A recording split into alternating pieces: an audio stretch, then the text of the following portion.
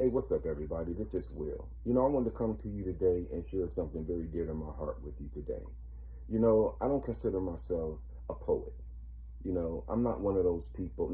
I admire poets. I admire what they do. I admire the process. I've always admired poets. That's why I wanted to be one.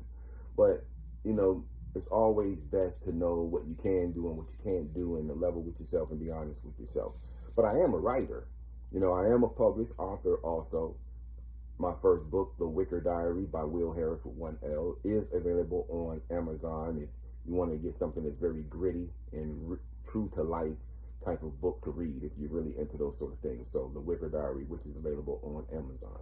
Now, if you sit me down in front of my computer and I do some research and I'm very thoughtful as I start and my process, then I can produce very great things. I'm a great researcher and I'm a great writer, but I'm not a great poet. Poetry is something that comes from deep inside of a person, and that's why people who do spoken word, it's like a natural thing to them. I would consider Tupac as someone who I consider as a poet, but something interesting happened to me back in 1995, and the reason why I'm bringing this to you today is because I'm wondering if this has ever happened to anyone else. I've seen in some of my trainings, as I've gone through trainings as far as talking about personal development and goal setting, where they say it's good to keep a notebook by your bed just in case you have some really good ideas in your sleep and you get up and you jot those ideas down. I know that was a practice of Michael Jackson and a lot of other people who are artists who write, sing, and things like that, and they create. They like to keep some sort of notebook next to their bed so they can record whatever they get at night. And a lot of people say that our ideas come from a gulf where all information is stored, and that if you open yourself to that, either through meditation, grounding, other breathing exercises, other things, that you can tap into this gulf of information. Some of the greatest producers in history, some of the greatest creators in history actually believe this idea, and I actually believe this idea. And back in 1995, I was a very young man, and I remember having this dream. And in this dream, I was reciting a poem in this dream. And I kept saying it, reciting this poem from beginning to end, over and over and over again in my dream. And it just gave me this positive feeling while I was sleeping.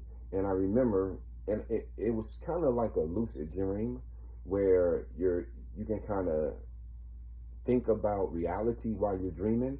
So I knew I was in a dream, and I knew I was reciting a poem, and I knew that I liked the poem. And when I woke up, usually I don't remember my dreams. If you're anything like me, usually when you wake up, it's like a split second. You can think of a little piece of a dream, and then after that, it all starts to evaporate, and you're like, oh, it's gone. That's the kind of person I am. But in this experience back in 95, when I woke up, I remembered the entire poem from beginning to end. And so that it wouldn't fade, I actually wrote it down. And so what I want to do today is recite the poem to you. The name of the poem is A Promise Fulfilled. When my body can sustain life no more, my soul shall sink to darkness floor. As I wait in anticipation for mercy's peace, I remember the promise once made to me. Struggles far behind, no more wanting acceptance in an unjust land. I reach up and I take my angel's hand. Long behind are days when tears were shed. I stand proud and follow where I am led.